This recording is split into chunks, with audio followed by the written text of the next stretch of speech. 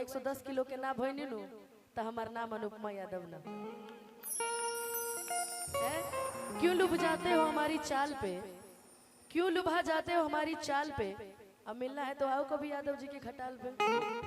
वही ना।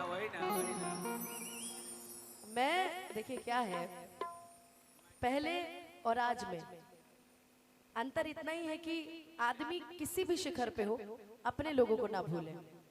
और मैं जब भी किसी से भी मिलती हूँ, मेरे से वो बड़ा कलाकार हो, इस बात में सच्चाई है इनकी कि लगभग 8-10 साल जो भी हो, ये YouTube चैनल के माध्यम से खासकर रितेश जी मुकेश म्यूजिक सेंटर यहाँ है कि चले गए, ये गवाह है, जिंदा है, जिंदा है। ये गवाह है इस बात का कि जब से अनुपमा जी से मिल कि दिल टूटला के कवनो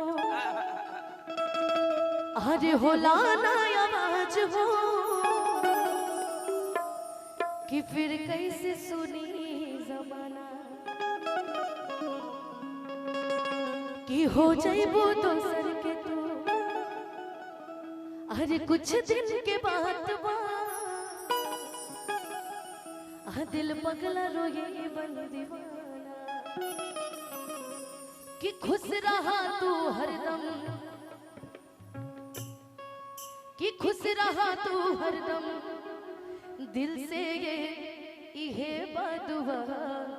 और बतावा कि कवन कमी रहे, कि कवन कमी रहे अनुपमा अहीर में, नहीं खुतक दीर में जा,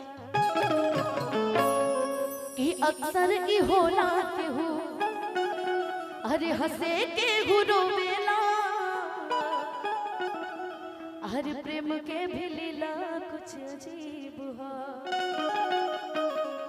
कि बेवफा भी कहती कैसे हर मासूम यार के, दगाबाज अपन ही नसीब बा,